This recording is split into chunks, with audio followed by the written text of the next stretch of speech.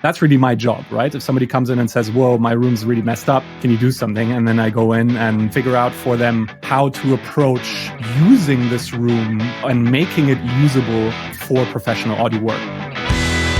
This is the Self-Recording Band Podcast, the show where we help you make exciting records on your own, wherever you are, DIY style. Let's go. Hello and welcome to the Self-Recording Band Podcast. I am your host, Benedikt, and I'm here with my friend and co-host, Malcolm Owen Flood, as well as Jesco Lohan. Hello, Jesco. How are you? Hi, guys. How's it going? I'm good. Hi, Malcolm. How are you today? I'm great. This is exciting. Jesco, I'm a big fan of your crazy, knowledgeable brain. You've been a very, very big help in my life so far. So sweet. This is really great that we're able to have you on. Sweet. That's awesome. In case you guys are not familiar with who Jesco is, he's an acoustics expert, like for lack of a better term. He's going to tell us more about that for sure. Right. He runs a website called AcousticsInsider.com. And he's sharing a lot of free content, very valuable free content on how to treat recording studio spaces so that you can use them actually. So that because like there's a lot that goes into treating a room, into improving the acoustics of a room. It's like a science and an art in and of itself. And Jesco is one of those few people who really know what they're doing here. Mm-hmm. And he's also a member of a mastermind group that I'm a part of, and we meet regularly. And so I'm stoked to have him on and to learn a thing or two about acoustics today. Awesome. Also, and I want to say this in the beginning here before we actually start the conversation, Jesco has prepared something for you podcast listeners. He's prepared a guide, a 5-step guide to recording room treatment, like recording room acoustics on a budget. That's it's right. Specifically made for you, for the Self-Recording Band podcast listeners, for bands recording themselves. And you find that guide if you go to AcousticsInsider.com/self-recording-band. That's right. So go there, download it. It's free. Thank you so much for doing this, Jesco. And again, welcome. Thanks, man. That's very kind of you. A lot of good, very kind information there. And just to like specify, I'm definitely someone who focuses on like home studios as well. You know, like recording home studios. I think that's a space in this like, or a niche in this whole acoustics world that hasn't been properly served yet. And when I started treating rooms, I quickly realized that like people who are building their home studios, who are trying to work professionally from their home studios, be it mixing, be it any type of like audio work, and obviously recording, they're like struggling a lot with all that crazy amounts of insane information that's available on the net, which is just such a mess. And that's really my focus, is like helping you guys at home treating your home studios. Yeah, and I also forgot to say, by the way, that Jesco is a mixing engineer.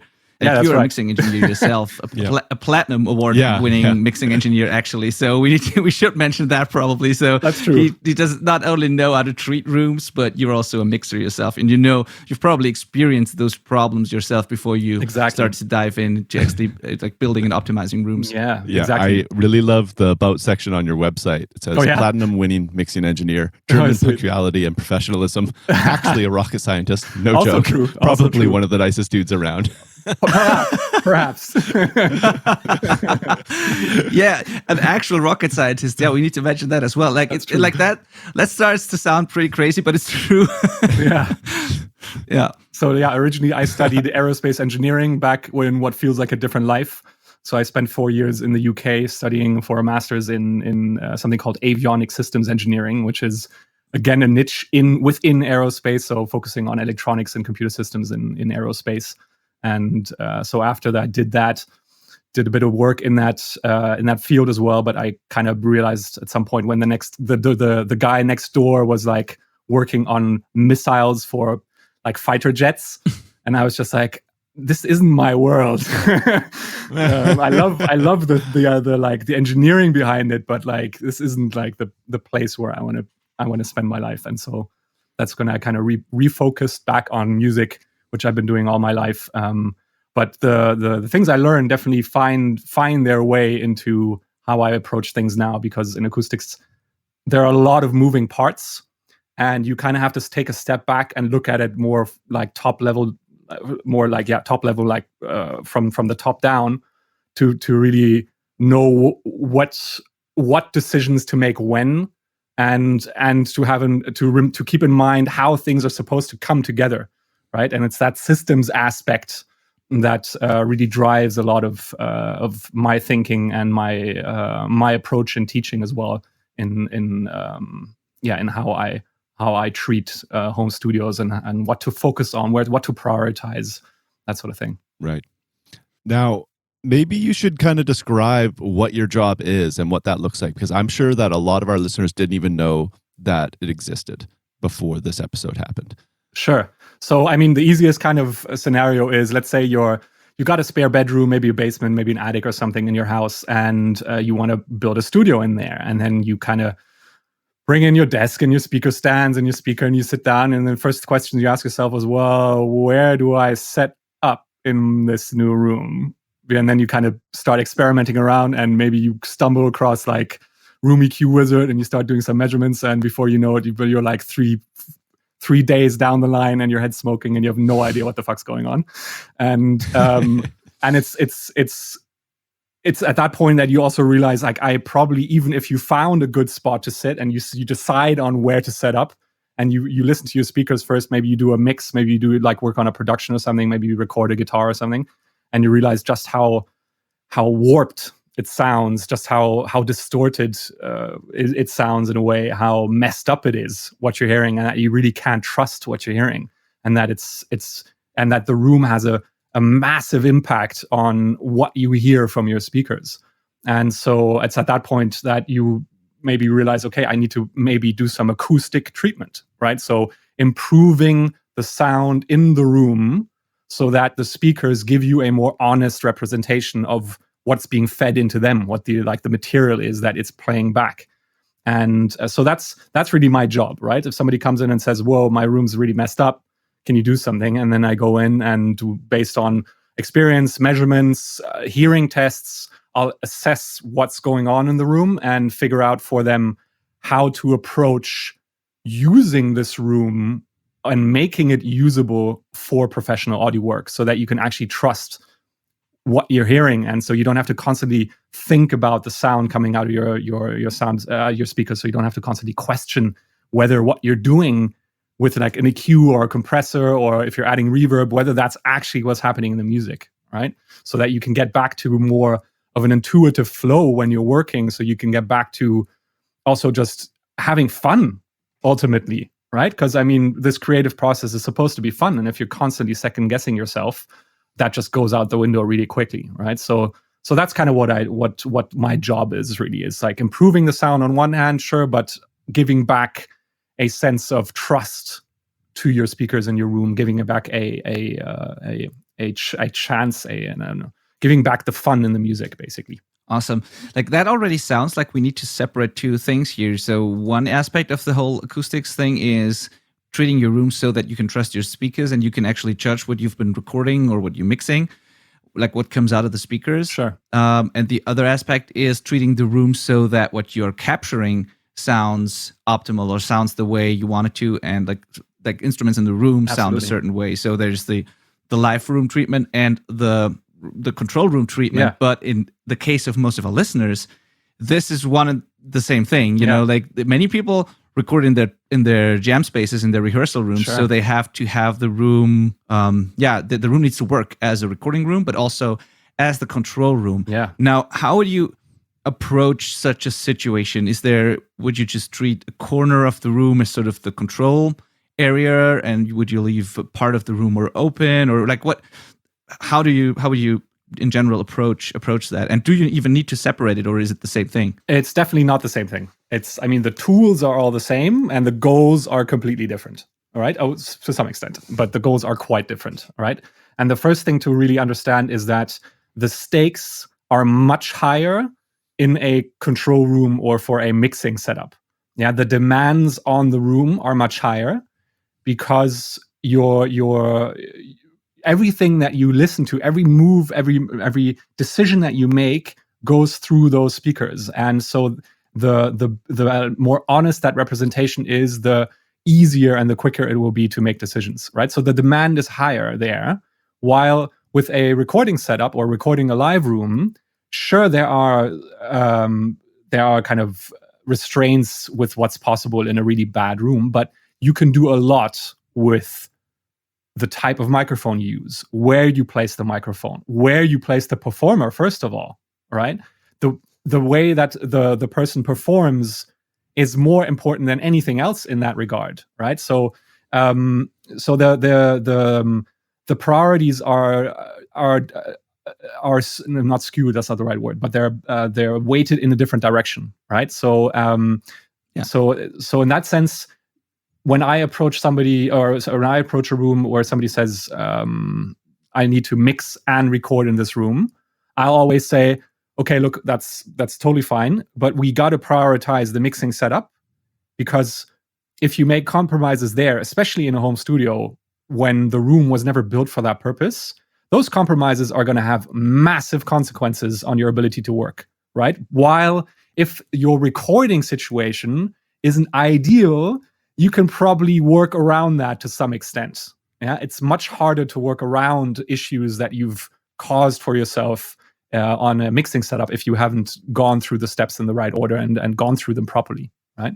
So in that sense, I would always focus on treating the room optimally as best as I can for the mixing setup, and then seeing, ideally, how can we now squeeze in the recording side afterwards?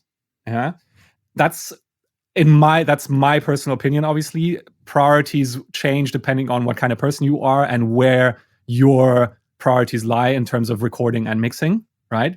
So you might say, well, screw this, I need to squeeze my whole band in this room. Yeah, I can't use a third of the room for my mixing setup. Yeah, so in that case, it's going to end up in the corner. You're going to have a hard time mixing, but that's just the compromise you make, right? So I think that's kind of how you need to think about this. Yeah. One other thing that you can keep in mind is that a mixing setup is always about optimizing for one particular spot in the room where you sit while you work. While if you want to record instruments, especially multiple instruments at the same time, you're trying to optimize for a whole area. And that is actually much more difficult to do, but not just much more difficult to do properly, but also it's obviously you need to think about how you place your treatment, what kind of treatment goes where differently when you're trying to optimize for an entire area rather than just one spot, right? So in that sense, the two are different because the goal is different, and the path that leads to that goal is different as well, right? And then finally, I guess, you need to remember that what you're trying to do in a live room when you're trying to treat a live room is you're trying to create a certain sound in that room.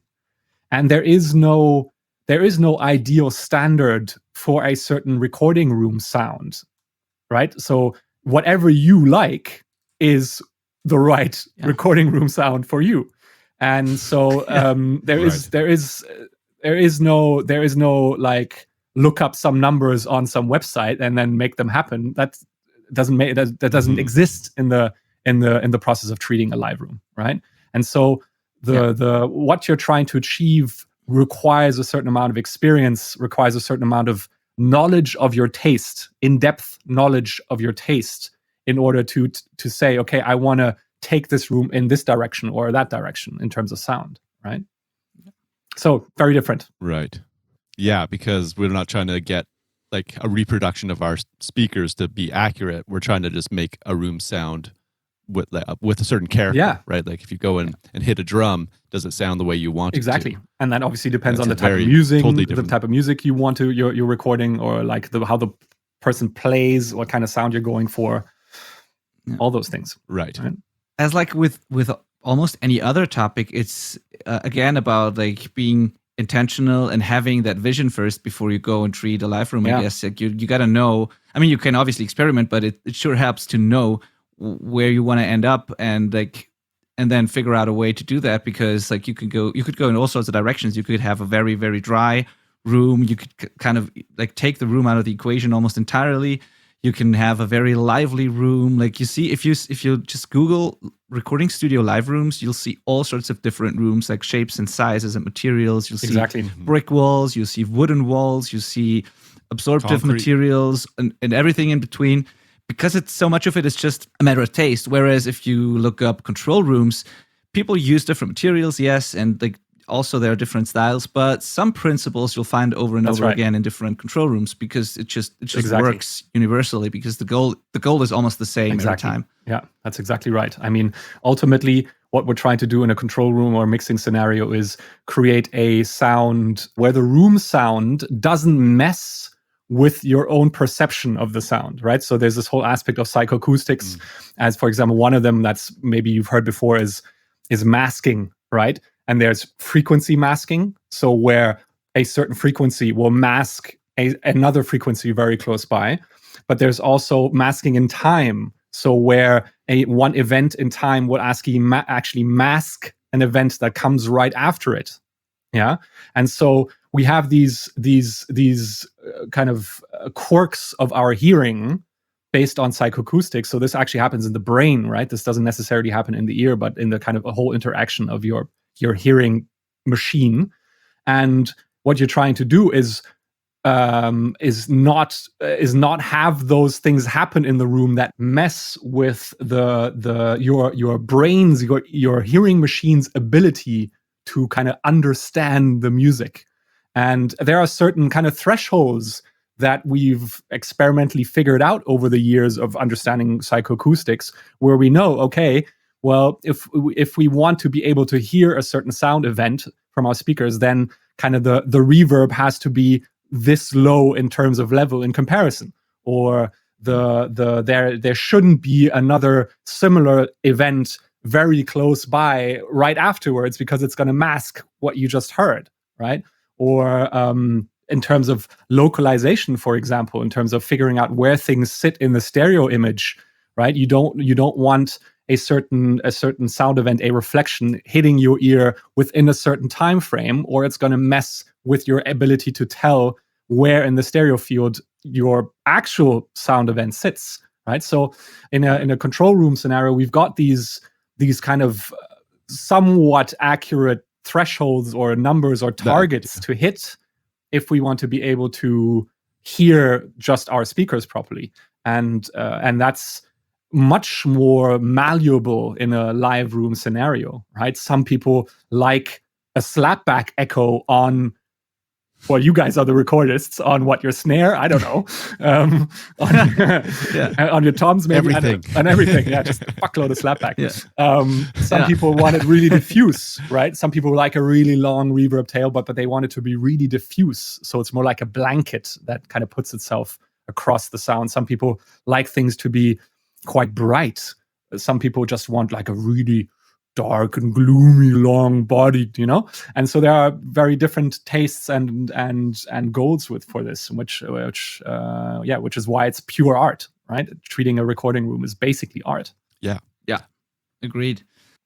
What would you say about like mixing on headphones only and not worrying about the mixing treatment, like just treating the room as a recording room and like making the decision to just judge things on headphones? Is that an option, especially for like DIY bands, or is there no way around like at least some pair of speakers in some treatment? No, I think you can definitely do a lot on headphones, and I mean even here in my room, headphones just still feature prominently in any mix that I do. In my view, basically it's like this: you can do just about anything on headphones. It's just that certain parts of it are going to be much harder than on speakers. For example, balancing. So that means figuring out how loud each layer, each instrument in your mix needs to sit in relation to all the other instruments. Yeah, balancing is, in my opinion, very hard to do properly on headphones. And like balancing is like 80% of the mix. Like if you get the balance, if you really nail the balance, like all the layers can sound like shit, it's still going to be a pretty decent mix because you're going to feel the music. But if your balance is off, it doesn't matter how great your snare sounds, right? So that kind of that's why mixing on headphones is quite difficult, and it becomes easier to do that on speakers. And it also, in my opinion, is just more fun to do it on speakers because it's easier, because it's quicker, right? So there's this and less fatiguing. Exactly, yeah, exactly. So So you can do all of this on headphones, and you should definitely get a good pair of headphones. Spend $300, $400 on headphones. Like that is so worth it, because they're gonna last for ages. And if you're gonna do like really detailed reverb work, if you're gonna do really detailed delay work, that sort of thing, if you're really getting down to nitty gritty details, that's gonna be a lot easier to do on proper headphones, just because to do that on speakers, you really need a very, very well treated room.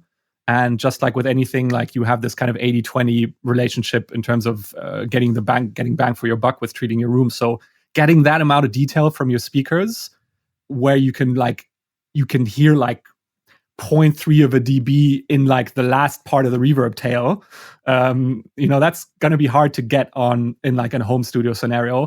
And for those sort of things, headphones are great. So you should definitely get a proper pair of headphones. But ultimately, if you realize that you're fighting your mix, if you're fighting the balancing process, you're probably better off switching over to speakers. Right. Yeah. Now, most of our community is focusing on the recording side of things, more so than the mixing side of things. So it seems like this would be a great, affordable first step, because like you said, $300 to in Canadian at least, like $300 to $600 is going to be an amazing set of headphones that is going to be way better than any $300 to $600 speakers you could buy. That's right. By like a long shot, right? Like the investment, you're going to get amazing headphones versus crappy speakers. Exactly. And I would agree that if you went with the headphone route, that's a way better initial investment. Absolutely. Yeah. I think that's like the first, like you get your first kind of crappy piece of crappy set of speakers. But then the next step up, if not even before that, should be a really good pair of headphones. Like you need it, you will need it eventually. The earlier you get it, the better, sort of thing, Definitely. What are you using for headphones there? Those so I got my big, ginormous things look awesomely comfy. I got my Shure SRH 1340, I believe. Cool. And they're amazing. So they come in. There's even a model above them, which both of them sound amazing. They do have very, very tame low end, as in like in terms of level. There's quite little low end. It goes down really low, but it's as in frequency. But it's also quite quiet. So they're not bass heavy headphones. So I actually pushed with a low shelf. I pushed the low end a tiny bit, so it resembles more what I hear from my speakers and what comes out of what comes out of my speakers. The only issue is, so I've had these for 4 years, and I'm not sure if you can see, but literally like 2 weeks ago, they're like little tiny little screws in there that kind of ripped out, and so they still sit on my head, but it's kind of flimsy, and then I need to get them fixed. So I'm not entirely sure about the build quality now. Yeah, like I had a model down from those, and they broke in the same spot. Yeah, exactly. If you'd asked me like 6 months ago, I would have been like, best headphones ever. And now I'm just like, but they sound amazing. Like the especially the stereo image. I really tried a lot of headphones. I had the Biodynamic DT 990s before, which are great. But I had them for like 10 years, and they came out with a newer version, I guess, lately. And those seem to be much better than those old ones that I had. So that's another one that I can definitely recommend. If you're mixing, not recording, open-backed headphones, I love both of these models, Biodynamic and Shure, interestingly enough. Yeah. Cool. Yeah. Cool. Now, if we go, like, let's say, like, we have a recording room, because that's what most of, or if not all of our audience has. So not everyone's mixing. Some are, but not everyone. But almost everyone is recording. So is there a strategy, like taste aside, but is there something that you absolutely need to do or need to tackle first? Are there common problems, especially with like small rooms? Yeah. Like the one thing. Go ahead. I'm asking for a very specific reason, because the one thing that comes to mind for me, and I noticed that in a lot of recordings when people send me stuff, is that those small rehearsal rooms, these small typical rooms that bands use, they often sound boxy and sort of muddy.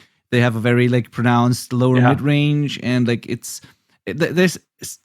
it's not the same with every room, of course, but there are some characteristics that I consider typical for a room like that. But I might be wrong here. It's just what I'm hearing. So I agree. What would you say? What are the first things that you could actually like tackle first in the situation? Yeah, I completely agree. So what you're kind of alluding to is early reflections, right? So this is sound bouncing off of all the surfaces, the ceiling, the floor, the walls, but which surfaces that are very close to your instrument or your microphone as you're recording, right? And so the problem that creates is that these reflections happen very quickly after the direct sound, as in the kind of the dry sound, has reached the microphone, right? So you can imagine the dude playing his guitar, and let's just call it say an acoustic guitar to make it easier. And so the sound comes out of the guitar, and then there's a direct path to the microphone,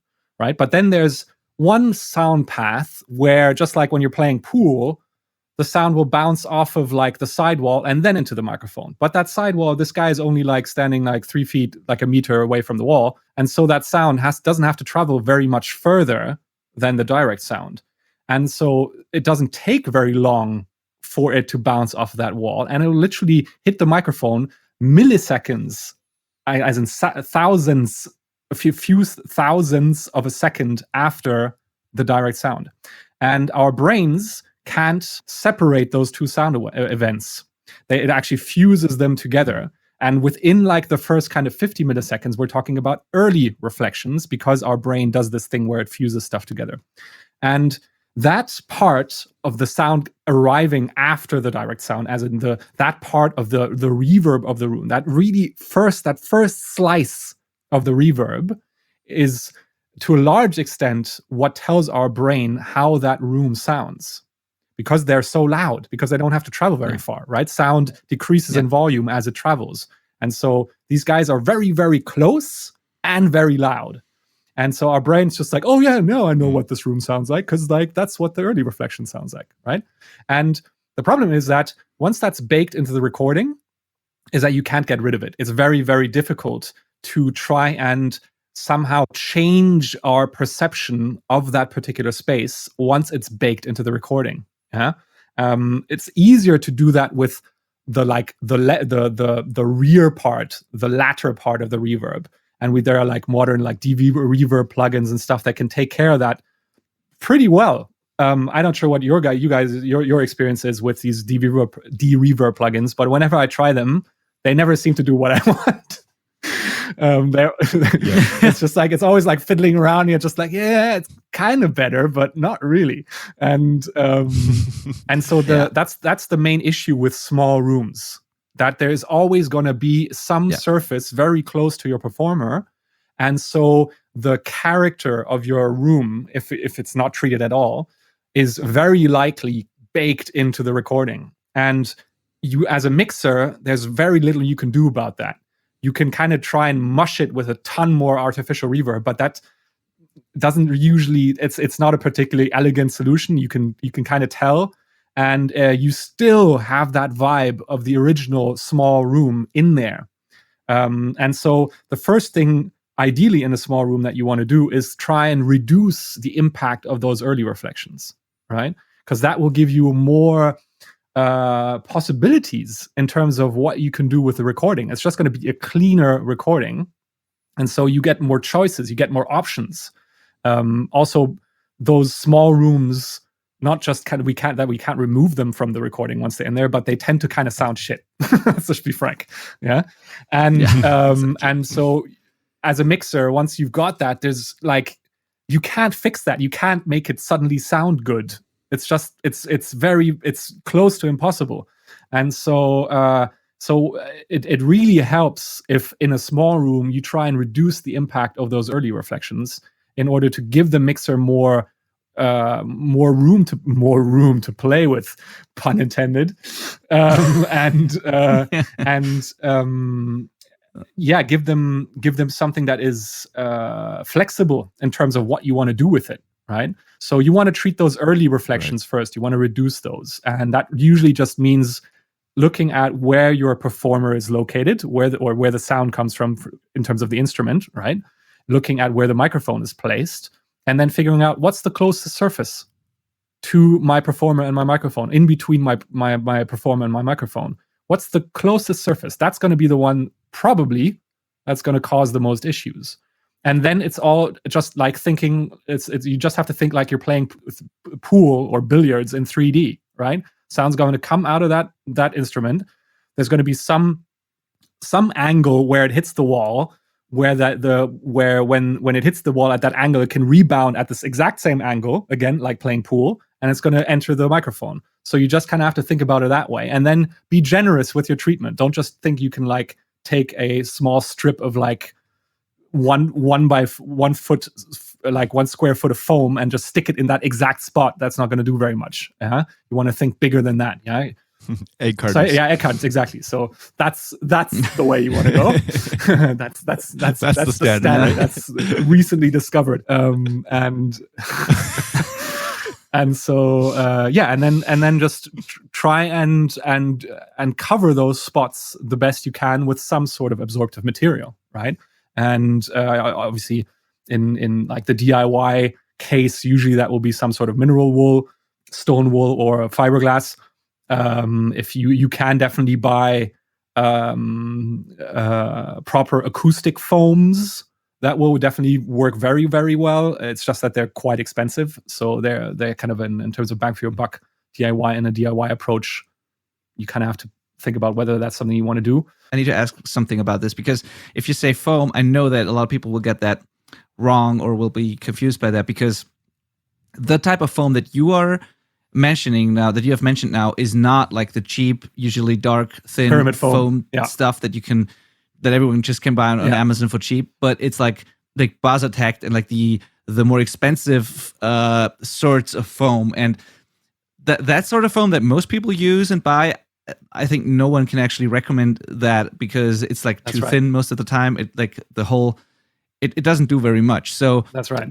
Don't get Jesco wrong here when he's talking about foam. That's a very specific that you interrupted type of me foam. there. Exactly. So it's in with and just kind of as a sidetrack, in terms of getting absorption that works in the entire audible spectrum, ideally, you need quite a bit of material depth, because the depth is what's going to determine how low down in frequency your material is going to absorb. Generally speaking, where it all relates to the wavelength, right? And you always have to keep in mind that high frequencies have very, very short wavelengths. Like 20 kilohertz has, 3 centimeters? So like just over an inch of a wavelength, right?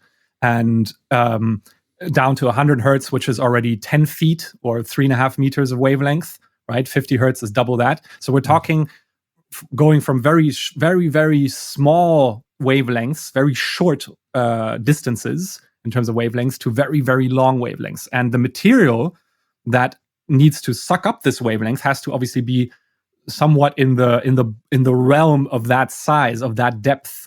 Yeah, if you go into more detail, you can look up the quarter wavelength rule in terms of figuring out actual frequencies that you're absorbing. But the matter of fact is that you need depth in order to hit long wavelengths, aka low frequencies. And so that's why these very shallow pyramid foams, and don't be confused by those little bumps on top. They're literally just visual. They're just like for visuals.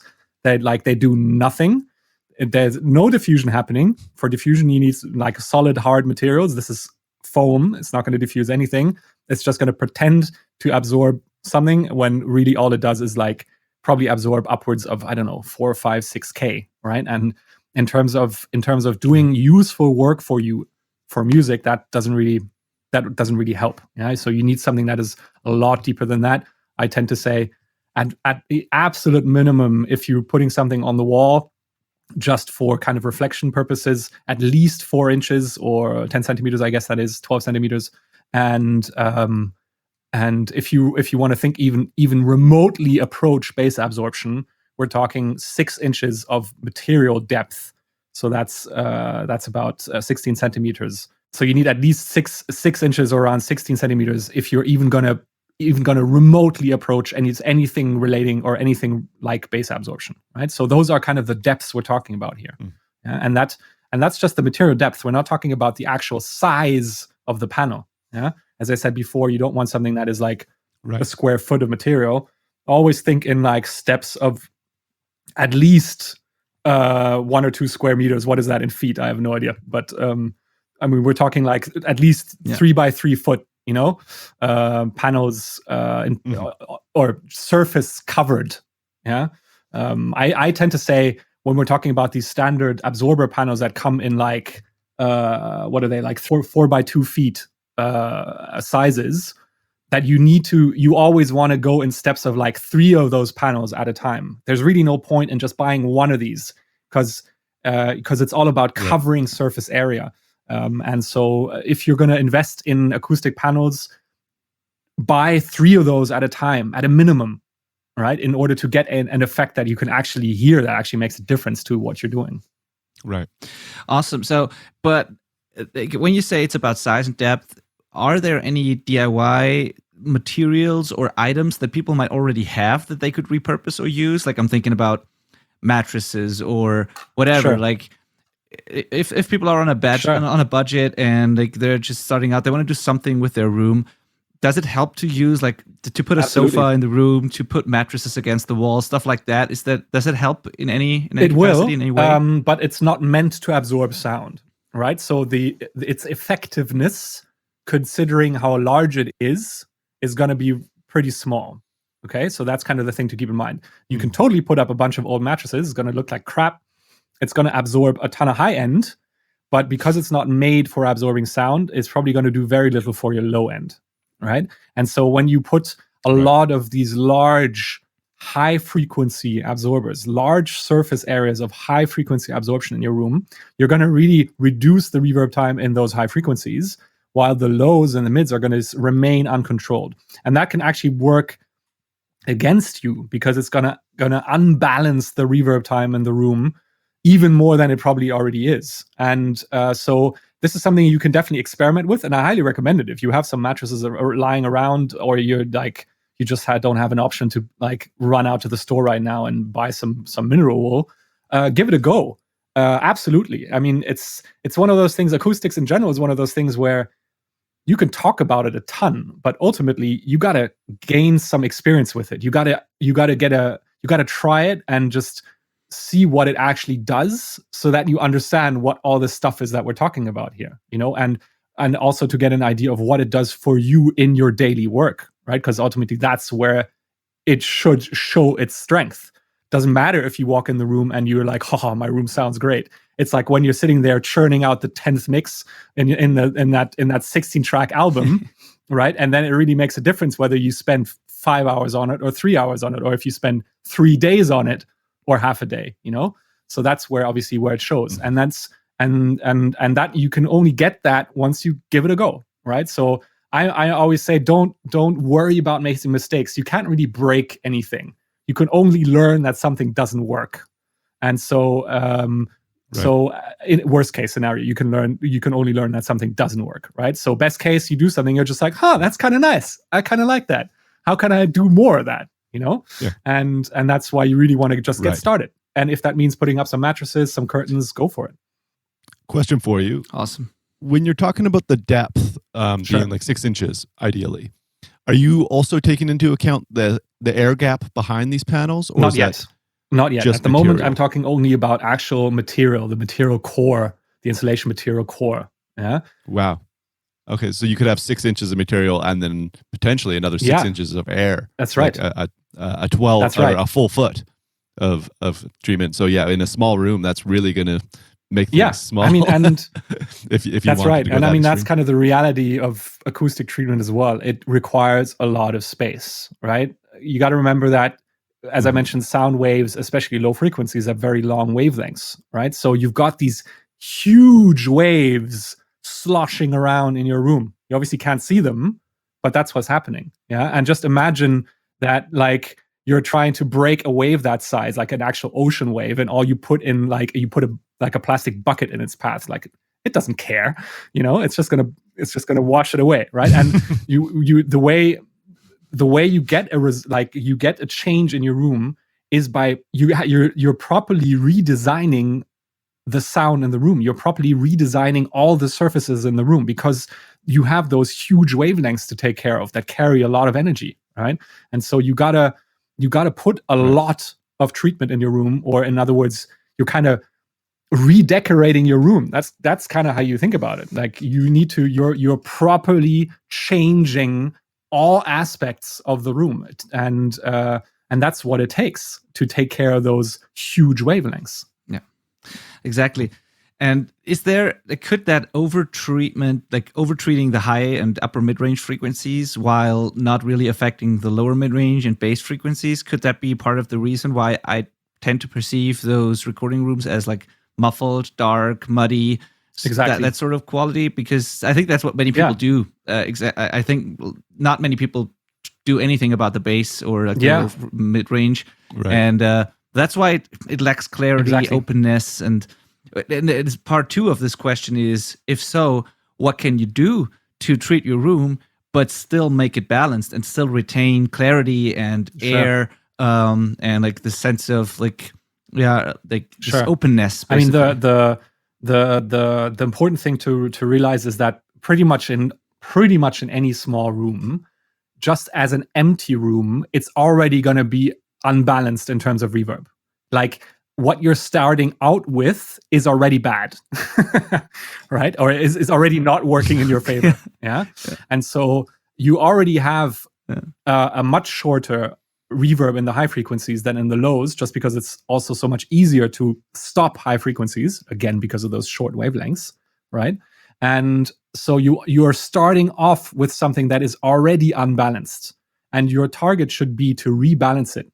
Yeah. So your focus needs to be, in an ideal world, on just cutting down on low frequency and low mid frequency reverb time. Now, the problem is there's no tool to do that. It doesn't exist, right? So you can't actually just focus broadband on the low frequencies. That's literally impossible. So the next best thing is to try and absorb all of the spectrum, including the highs, more or less, but then see if we can bring back some of that high frequency energy that gives us a sense of the space, of the openness, of the liveliness, right? So in our DIY world, what we're trying to do is reduce everything and then see if we can selectively bring back some reflecting surfaces on top of our absorption that will only reflect high frequencies, right? And you do that through something like a simple kind of type of scatter plate, or I call them diffuser fronts. And it's basically a very simple type of diffuser. And again, because of those wavelengths with high frequencies, if we build a surface that only has surface within the size of those small wavelengths, only those small wavelengths are going to be reflected. And the long wavelengths are going to bend around these surfaces and actually get absorbed, right? And so that's how we can build a surface that only reflects high frequencies on top of our absorber. And now we're sort of getting into the realm of an absorber that works broadband in the mids and lows, but doesn't absorb all the high frequencies. Yeah. And one of the things that you really only learn once you've tried this and once you've gotten some experience with diffusion is that this reverb balance or imbalance in reverb is one cause for a room feeling dead or overdamped, but you don't necessarily need a long reverb time in the highs to make it lively. You can just have diffuse early reflections, so reflected energy that is broken up to give you a sense of space. You don't actually need that energy to linger on very long, aka the reverb time can still be short in the highs, but while you have some of that broken up reflected energy focused on the high frequencies, you still get a sense of space. Your brain is still going to tell you, oh, this room is nice and open, and it feels like there's ambience, but it's not based on pure reverb time, right? And this is obviously, once again, an aspect of psychoacoustics, or a result of psychoacoustics. Our brain decodes early reflections as space, right? Awesome. Thank you. Yeah. Thank you. Yeah, thank you. So, Malcolm, I know before I know you have some questions prepared for Jesco as well that I found very interesting. So I'd love for you to ask some of these. But before we do that, I want to give you guys a practical example that you can experience right now, because I realized when finishing and finalizing these podcast episodes, as soon as lately I've switched to having my podcast set up here at home in my office and not at my studio anymore. So if you listen to earlier episodes of this podcast compared to this episode, you'll notice a huge difference in how my voice sounds on the show, and with the same mic and everything. And if you also compare Malcom's voice to my voice on the recent episodes, you're gonna hear a big difference there as well. Malcom is sitting in a control room, and Malcom has probably absorbers above him. I guess you have some sort of cloud, probably, and I don't. I have my entire ceiling's exactly, and you can tell because I don't have this above me. So I get these early reflections from right above my head, and you can tell my voice. You can really hear the room, especially if you compare it to the really dry recording that Malcom has. So there you can already hear in this episode probably you can already hear the impact of a small room like that and the early reflections. It doesn't sound like a long reverb tail.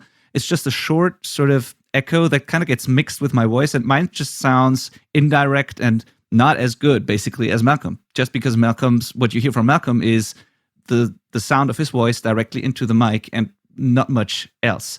So you can experience that right away, and it's a pretty drastic change from the early episodes to right now when I switched my setup here. So I just want to say that so you can hear what we're talking about right now. You know what we should do as a fun experiment is just all three of us do a little session where a little experiment where we move back from our microphones while we're talking, so that you get increasingly more room in the recording, so you and the listener can tell. Right. Just I get a direct comparison between three different small rooms, just for fun, just to see what they sound like, and then you can focus on or pay attention to, first of all, the length of the reverb, the amount of reverb. Is it very high in level? As in, is it loud in comparison between the three of us? Right. Is it dry? Is it dark? Is it bright? Right. So I'm going to start. I'm recording into a Rode NT1A condenser. So I'm just going to get really close, and I hope I'm not going to break my microphone or the levels here. So I'm now maybe half a foot from the microphone. And so now as I'm moving back, so this was my original position, maybe a foot and a half from the microphone. Now I'm maybe 2 feet from the microphone. And now I'm moving back to maybe 3 feet from the microphone. And now I'm about 4 feet from the microphone, right? So obviously now I'm probably very quiet, and also you can hear a lot of the room in the recording. So now, Benedikt, do you want to do the same thing? Absolutely. That was already great. I could absolutely tell. Yeah. So let's start. So right now I'm basically eating the mic. I'm as close as I can get to the SM7. Now I'm moving back half a foot or so to my original position. Now I'm moving back that's probably a foot. Now I'm away 2 to 3 feet, I guess. And now I'm moving all the way to the back wall here of my small office. And now I'm obviously also pretty quiet, and my room sounds terrible, and you should really hear some flutter, some echo, I guess, at least. And now I'm going back while I'm talking, and now I'm in my original position again, very close to the mic. Awesome. Nice. All right. Come on. I am literally touching the mic. Share this podcast. And now I am heading back. I'm now about a foot away. And by the way, it was Benny's birthday yesterday. So everybody give Benny a shout out. Oh, yes. Happy birthday, Benedikt. Thank you. Now I'm 3 feet away.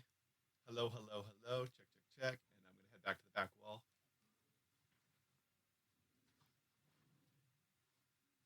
I am sitting back on the couch at the back of the room. And this is what it sounds like. Check 1, 2. I'm talking louder, though. I'm going to try and just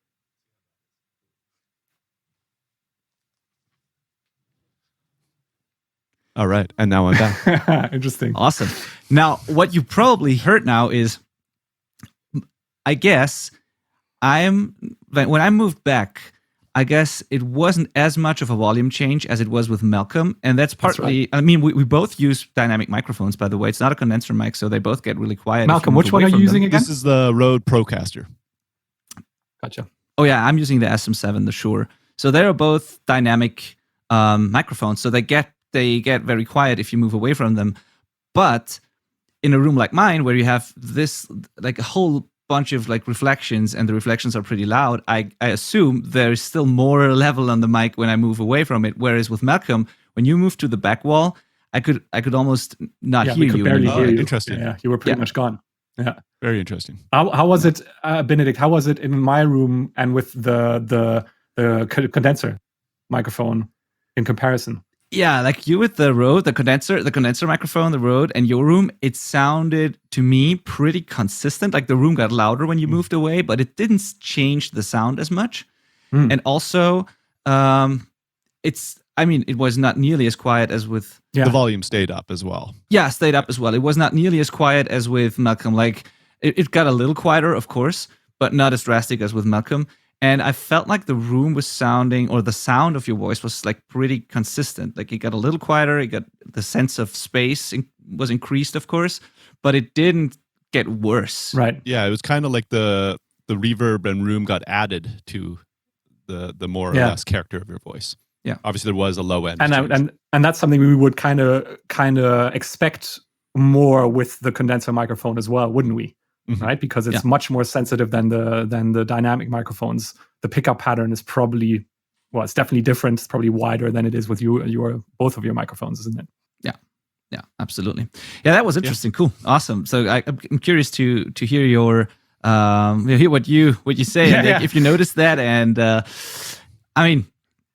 I'm curious to listen back to that as well as soon as it's like processed, because I'm listening to the... because obviously we didn't hear our own, and also we're hearing like the shitty internet compression and not the raw recording. So I'm curious to hear this whole thing when it's finished.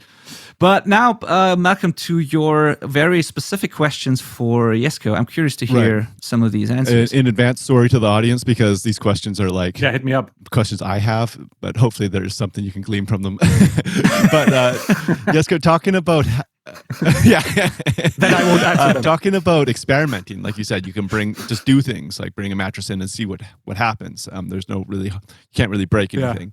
I recently rose my speakers up like maybe 2.5 inches. Sure. And it seemed to me like a dramatic difference. Okay. And I was quite surprised initially by how much of a difference it kind of seemed like in my mixing position. And then I tried to think why. And my theories are that I'm now skipping the desk a little bit more. Yeah. Because I was pretty low. And possible. So I'm now a little bit above it. And then also, I don't know how much you guys can see from my camera. I'm trying to go full screen here so you can't see the traps on either side of me. But now my speakers are also more further into the kind of depth of where my absorbers are, right? So they're kind of getting closer towards center. So in theory, the spread of the speaker is going to hit more of those panels as well. That was my guesses, but I'm wondering what your thoughts are on why I would have sensed such a change from just a few inches in height. Cool. All of those. all of those reasons. I mean, that's the thing. Like, I mean, just moving the speakers a little bit, you're going to get potentially a whole range of changes. I don't know. Did you do this just by raising your speaker stands, or did you put in like those decouplers, or why did you raise them in the first place? I put in decouplers. Yeah. So I have speaker stands, and then I put decouplers on top of the stand, and then the speaker sits on top of it now. And the decoupler is the reason for the rise of the speaker. Yes. Okay. Yeah. So obviously we've got the decoupler potentially, hopefully doing its job, right? Yeah. Now the stands have one built into it as well, so it's kind of like another one. Okay. Like I just bought them for height. Okay. I mean, still though, like it's something's going to change in terms of just how the speaker sits on the stand, in dynamically, as in how it moves on the stand, right? If those speaker decouplers work, and that's a whole different discussion, then there's going to be some change there for those reasons. The change in height is going to be just purely in the room is going to make a difference, right? So the speakers will play into the room slightly differently. Although that totally depends on your room, how big that impact is. Right. Same with the desk. The desk reflection most definitely is going to change to some extent, but it very much depends on your exact speaker model and the dispersion pattern of your speaker, how that changes, right? So it might have been that you had a very strong desk reflection before, which has now reduced. It might be the opposite. I've seen all of this happen, right? So, so that's why I'm saying all of the above. Right. Yeah. And it's very difficult to nail it down to one specific reason of those potentialities. Right. Yeah? You are going to get a big change, and there are a multitude of potential reasons for that, and they all probably work together to give you that change. Yeah. Right. That's why when people consider using a standing desk with their mixing setup, which gets thrown around every once in a while, and I'm just like, bad idea. As far as mixing goes, as far as consistency goes, because you're going to change the sound drastically. I mean, obviously, first of all, you have to build some sort of setup where the speakers get moved along with the desk. You mean those sort of standing desks that you can change, right? Like, yeah, exactly. That's what people are thinking, like those motorized desks where you're like, oh, I don't want to sit anymore. I'm going to stand up and walk on my treadmill for the next half hour. But you need to like move your speakers alongside your desk. Like sorry, what, Benedikt? Go ahead. Make it. Oh, damn, hippies! Hippies and artists, I tell you. Hippies are increasing at a rate of 5 drum circles an hour. So I don't know if you saw that South Park episode. So the speakers are gonna increase. The speakers are gonna change. The sound from the speakers is going to change massively, and the key, or one of the keys to getting consistent results from your mixes, as in doing the same work over and over and over again, is having a consistent sound from your speakers. And there are many, many things that will change how you perceive the sound. Amongst them, obviously, moving the speakers, but also changing the volume while you're listening is going to drastically change how you perceive what you're hearing. Right. Yeah. So there are a lot of these little gremlins in the chain of hearing that are going to mess up the consistency of what you're hearing. And if you move your speakers like 3 times a day because you're moving your desk up and down, unless you're a very experienced mixer, it's probably going to make your life a living hell. But that's just a side note on your question of why the sound changed. What I find interesting about this is that we tend to always, when we think about speaker placement and acoustics in general, we tend to think about like the back and forth and left and right of our room, but we kind of often ignore the up and down aspect, and it's just the same. Like it's the same principles apply. So if you most people understand that if you increase or decrease the distance from your wall, like the speaker distance from the wall, that this is going to change the sound. But if you're like increasing or decreasing the height, you just increase or decrease the distance from the floor and ceiling, which is the same thing. That's right. Like, but it's interesting because I tend to forget that as well. Sometimes I think a lot about symmetry, left and right, and like back and forth. Sure. But like there are more than 4 corners and more than 4 walls in a room. So yeah, that's right. It's harder to control the up and down, I guess. Yeah, and just for people now, if you're listening and you're now like thinking, okay, then how am I ever going to find the right position for my speakers? So just a couple of words of soothing, maybe. The way I like to do it is I just fix certain aspects of this problem in place, right? So I'm, for example, always going to say, my chair is this high, my ears are this high, therefore my speakers are going to be at this height, which is my ear height. And I'm just going to fix that height. Because then I've got one less variable that I need to optimize. Yeah, I can still optimize how far from the front wall I am. I can still mess with the spread of the speakers, like left to right. I can still mess with how far away I am from the speakers. Yeah, so there are still plenty of variables that I can use to optimize the sound. And it's much easier to just say, I'm going to fix certain variables in place because it's just going to make my life so much easier. right? And that's one way you can reduce the complexity of this problem. Yeah, awesome. Yeah, thank you. I'm really shocked at how many people don't utilize the working at the same volume trick. That constantly blows my mind that people mix at different volumes every day, and it's like how do you manage to do that? I don't get it, but yeah. So funny story. I went to my mastering engineer, this guy in Hamburg, Hans Philipp Graf, HP mastering. In my opinion, the best mastering engineer ever, but I think everybody thinks that of their mastering engineer. But so this guy,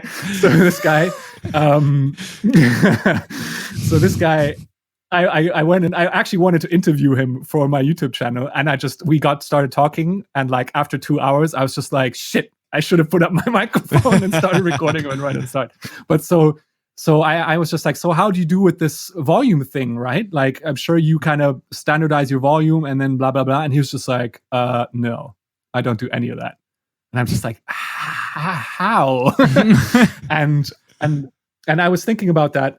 Like, I've thought about it quite a bit. And what I realized is that he works extremely intuitively, right? He's one of those people who literally does what we all think we should be able to do, where you literally just intuitively correctly judge what you're hearing. And I definitely can't do that nearly as well. And like, I get sidetracked. I get my taste drifts within minutes, and I'll mess up a mix if I don't consistently remind myself of what my target is with references. And if I religiously stick to the same volume. And he doesn't need that. And I was just like, how? And I think there are people out there. I don't know. Yeah, Malcolm, like, do you do that? Like what's? I standardize. I'm like almost always working at the same volume. I've got a dim switch that I go to, and then I do crank things up. But I'm always going to put it back to the same spot, and that totally works for me. I got that from doing like television mixes and stuff like that. That is really common in post world, and I know a lot of mastering guys that do it. And then it's just like, well, this makes sense to bring into my mixing workflow. I try to do it even while I'm tracking. But invariably, while you're tracking, things get loud. But yeah. I'm not saying that you can't. Yeah, you can definitely get good results without doing it, because most people do. I think those are the exception, right? I mean, what I realize is like, I think those guys are like the exception that prove the rule. That for the rest of us, it's like, especially if you're starting out, if you're still learning. But even if you're like, if you're an experienced mixer, I mean, loads of the top guys do it, right? I mean, somebody like Dave Pensado on his long-running show, I don't know how many episodes he's done talking about referencing, right? I mean, I think like 99% of the people do it. And then there's like that one weirdo off percent who have like perfect taste somehow, and they can do it without, and they just like twist the knob and just like, I like this, and then it's actually good, and it's actually the right thing to do, you know? That's while we've been having this conversation, I was thinking about Joey Sturgis, and his room literally doesn't have treatment. It's just like this wooden room, and he can obviously do great work. Exception to the rule. Yeah, it's like okay. Don't copy that guy because he's a freak of nature. And some people make it like, some people get, I mean, what I've realized is that not everybody needs the same amount of treatment. Right. As in, not everybody needs to go down that rabbit hole as far as it goes. Lots of people do amazing work with just very, very basic treatment, right? Because you can outwork, to some extent, a bad sounding room with very, very structured and systematic workflow. If you have your tricks, mixing tricks, your ways of checking whether you are hitting your target, if you've got those figured out, you can work around certain problems in the room. And some people are so good at it that they don't need any treatment whatsoever. And most of us will for most of us, our work will drastically improve with just some treatment. And then there are some people who are just like, I want the best of the best just because I'm an addict and I want to. And they will go and like hire Northwood Acoustics and like pay 100,000 euros to build a spaceship for them, you know, that doesn't have sound. I don't know what I'm talking about. But yeah, so like So there's a small percentage that want to go that far, or that need not. Yeah, I don't think anybody needs to go that far, to be honest. I think it's one of those things where there's a certain percentage of people who work at a level like Sterling Sound in New York and in the States. I think they opened in Nashville as well, right? Who work at a level where it just makes their life easier when they have that quality of a room. Right. But for the rest of us, we can do very, very satisfying work with a much more basic version of treatment in our rooms. And then there are some people who just need like a panel here and a panel there. And then there's some like Joey Sturgis who just like throw their old Adam 7Xs on a desk and just call it a day, you know? Yeah, get to work. But like really be careful here, like people, and don't think you can do that as well and like copying those unicorns, because people tend to like those people because it's easy. So I know for a fact that a lot of listeners hear this and they'll say, okay, well, if it works for them, it will probably work for me as well. Or they ignore the fact that 99% of all great mixers do something with their treatment and like that it really matters to them and makes a difference. And then they see that one Joey Sturgis, or they see an interview with Andrew Sheps, who has this big ass old Tannoy speakers in a really small room, and his only treatment is a carpet on the wall, like a piece of carpet. Like, you know, and like, I didn't know that. And, that's so funny. Like they see. Did you know that? Like he's been mixing on the same 80s Tannoy speakers for I don't know how long. Like big ass speakers right in front of him, and he mixes really, really, really, really loud. He says he always wants to feel the kick and snare, and like like he's got no treatment. It's like an office in his home with like a carpet on the wall. That's it. So, and then he checks on headphones as well. But you know, and then people see this, and they tend to gravitate towards those people and ignore 99% of all the others, like who do something different. Yeah. So, and here's the thing, right? You don't want to judge whether you need something just by somebody else doing something. What is going to tell you whether you should think about acoustic treatment is how easy it is for you to do your work.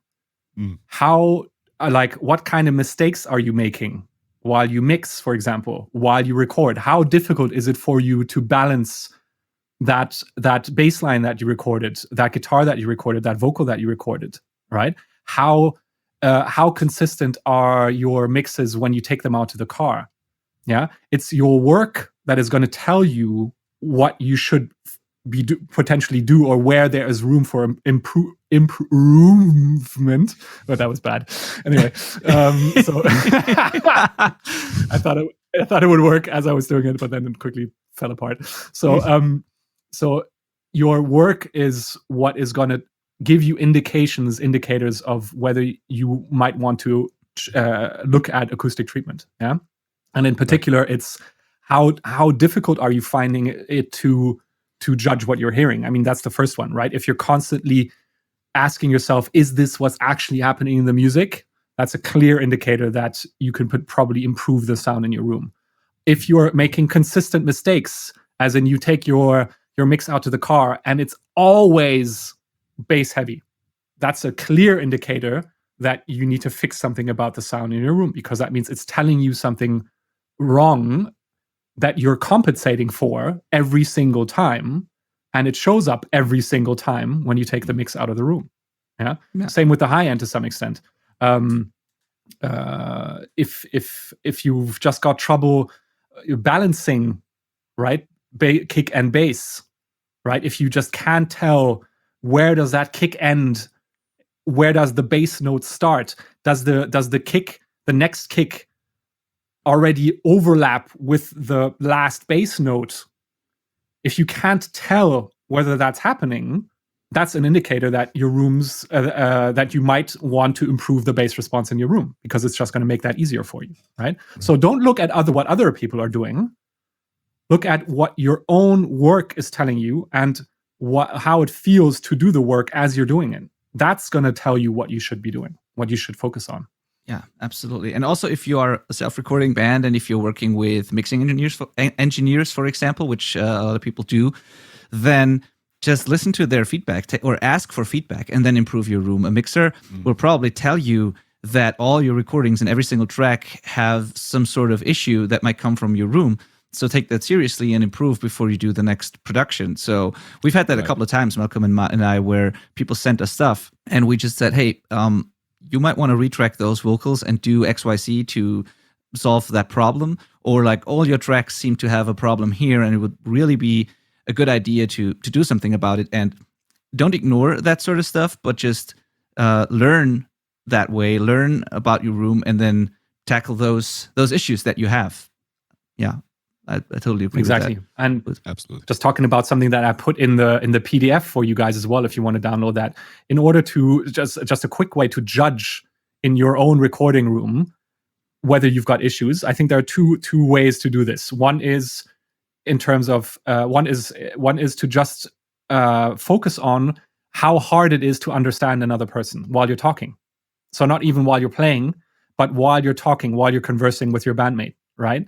How hard is it to understand them? How hard is it for them to understand you?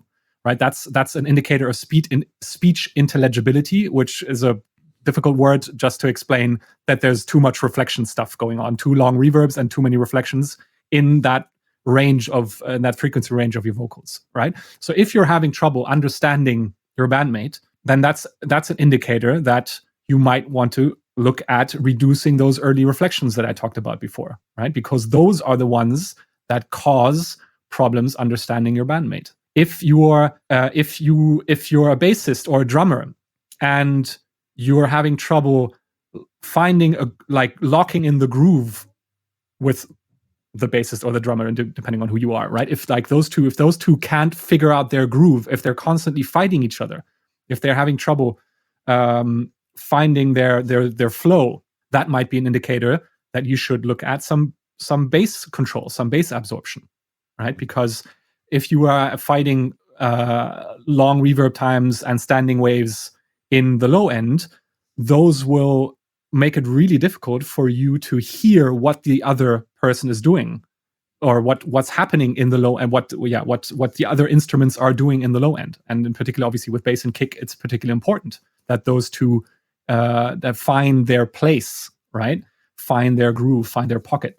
So that's something you can focus on. Your room will tell you what you need to know, what you need to do, if you know what you're listening out for, right? So I think those are two indicators that you want to pay attention to that are clear signs that you can make your life easier just by doing some basic treatment, right?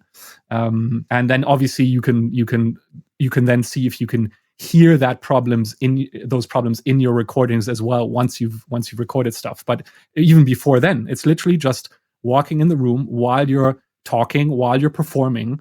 That will tell you whether there's potential for you to improve what's going on in your room, and that all this will improve your performance as well, right? I mean, it's like acoustics is a force multiplier. It doesn't solve any issues itself; it just improves everything else, right? So if you've got certain amount of control, and it becomes so much easier to, let's say, find the pocket with your drummer if you're a bassist, your performance will improve, which in turn will improve your recording, because the performance is the most important part of the recording.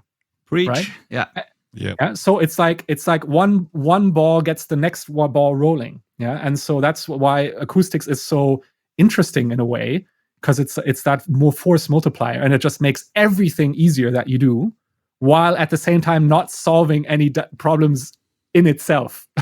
Right. Yeah. And also what makes it so difficult to judge whether you've actually improved things. Those things don't show up just they do obviously show up to some extent in the minute you put up those panels. But it is as you start working in that room that the benefit really starts to show. And ultimately, the best indicator that you've solved a problem is when you don't need to think about it anymore. Like once you've done this and you're just like 3 months down the line, you're just like, for some reason, like I'm not even questioning what the bassist is doing anymore. Like I'm not like, it just works. I'm not even thinking about it anymore. This used to be such an issue, and now I don't even think about it anymore. That's when it's working, you know. And so that's just to give you some kind of indicator of what to look out for in your own rooms. Awesome. It'll even improve your writing as a result, because of everything. That being able to hear that everybody's on the same page. Exactly. It goes a long way. Yeah.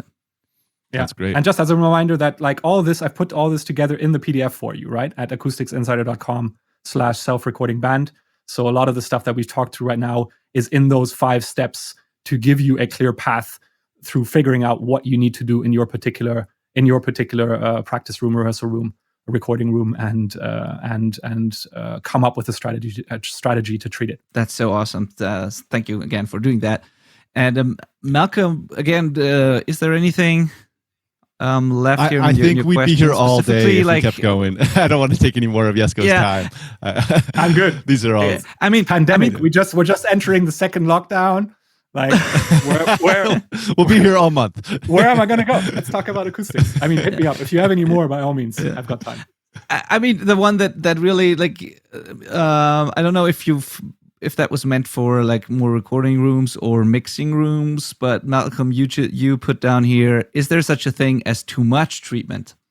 That one's interesting for me as well. Like, did you mean recording rooms or mixing rooms, or what did you mean? I meant mixing room because I have like quite a small room and I'm continually filling up space with more treatment. So it makes me wonder, can I go too far? Yes and no. So generally speaking, let's start with no, because ultimately the most modern kind of research and most modern approaches to control room design show that it's best to simply try and remove the room altogether. Yeah, because ultimately you're never going to get a cleaner signal from your speakers than if they're not in a room at all. Right. If you could put if you could build a little hut out of like what do they call them? What is it called? Straw bales, hay bales. What's the word I'm looking for here? Malcolm, I know what you mean. I don't know the English word. I mean, hay bales is a thing. Hay bales. I live on a farm, so there you go. That's the word I was looking for. Hay bales. So let's say you build a hut made out of hay bales, right? So they let pretty much all the sound through, everything through except for what they absorb, right? So you could build a little hut out of hay bales and then put your speakers in there. It would sound fantastic because you'd literally be listening to only the speakers, and you're never going to get a cleaner signal than if you just have speakers. Yeah, assuming that your speakers give you a perfect representation of what you're feeding them with, but let's say that's a given, right? So as soon as you start putting a room around it, you're creating all sorts of issues. And so the most modern idea to control room design is to just try and remove any impact the room has on the speakers as best as you can, right? And in that sense, you can't, since that's in practice, that's pretty much not possible. You can't really have too much treatment. Yeah, because you're just going to get closer and closer and closer to that goal of removing the room completely. There are two caveats to this. The first one is that obviously, once you are in a non-existing room, sure, the speakers sound great, but it's going to be terrible to sit in that room and spend any time there, right? It's not going to be a pleasant room to be in, right? So, you don't want to while you want to try and remove any effect the room has on the speakers, you don't necessarily want to remove the room completely in terms of what you're perceiving as a person in the room. And there are certain kind of ways you can find a balance between those two requirements. On the other side, if you do too much purely mid and high frequency treatment, then you'll end up with that really unbalanced reverb time that we talked about before, right? And sure, you can do too much high frequency absorption. You can do too much just high and mid frequency absorption, which is going to unbalance your room. And so in that sense, yes. But if we're talking about proper full range treatment, you can't really go too far, because in practice, it's not actually possible. Like, there's just not enough space to put that so much treatment in your room that the room disappears. It's literally impossible to do. You're always going to have a floor, right? Like, you're always going to have a floor. That's that's one thing. Yeah, exactly. And a desk. And a desk, and probably some furniture and stuff, right? So, so I don't think there's any. You don't really need to be afraid of doing too much. You can potentially unbalance the room more than you would like, but in terms of overall treatment, I don't think you can go too far. Cool. So be intentional at least. Yeah. Great. Awesome. Well, again, The guide is, you can find this at acousticsinsider.com/self-recording-band. I would also want to mention that, Jesco, you have not only your website and like the free guides and everything you've been doing for a while, you've also got some courses and like other stuff and program and coaching and things you do. So what do you have there for people if they want to dive deeper into this? Like, first of all, they should consume everything you have for free, of course, but what else can they do if they really want to learn these things? Yeah, I mean, you should definitely sign up to my email list and just be part of my gang, where I kind of send out weekly tidbits of information and interviews and just analyses and interesting things that I've thought about and figured out about acoustics. But if you want to treat your room yourself, I've got 2 programs that I just recently finished, and I'm actually relaunching again, most likely beginning of February. So that's a course on building your own bass trap, building your own broadband absorber in combination with this simple diffuser front that I talked about before, right? So it's a tool that I developed specifically for these small rooms. So kind of a best bang for your buck acoustic tool, simple to build, but still looks good and obviously works is intended to solve, in particular, small room issues while working on a budget.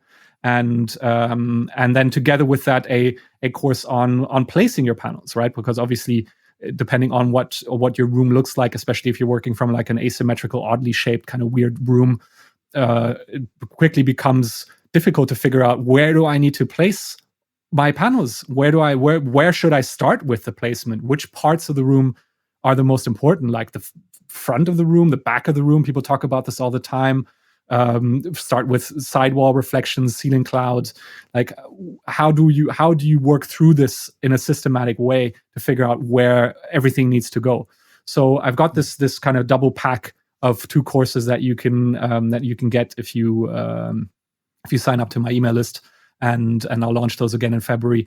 And then obviously, if you want more personal help, I've got I definitely coach people online. And there's a form you can fill out on acousticsinsider.com to get in touch with me and figure out if that's something that works for you, if that's something we want to do together. And then there's a lot of different ideas and programs in the pipeline. So something that I'm working on right now, but it's going to be a bit of time until that gets released, is a course on acoustic measurements, right? Because those tend to confuse people a lot, and they're very, very. It's a rabbit hole you can get lost in very easily, and so I'm trying to put a program together that shows you the essentials of measurements, as in the stuff that you actually need to know in order to perform proper acoustic measurements, and then understand them properly, and do this kind of before and after comparison, figure out what is the situation in my room right now, what are some targets that I want to meet, and then comparing the results in the finished room to figure out if you've actually reached those target numbers. And that's, I think, really important, because ultimately it's so hard to know whether your treatment is actually working. Like, that's a really hard question to answer. Does this actually work? And there are tons of ways you can get an idea of whether it's working, but ultimately there's nothing like just having some hard numbers to look at and some proper targets to reach to figure out whether you've solved those issues in your room, right? And so that's what that course is about. But again, there's going to be a while till that comes out. I've got a course on subwoofer placement in the works. There's a ton of different other ideas that are sort of going to happen in the long run. But cool. Yeah, for now it's about building a broadband bass trap panel, combined absorber diffuser sort of, and figuring out how to use that to really get the best out of your room for the smallest amount of money, right? Because that's what we're trying to do in our DIY studios, right?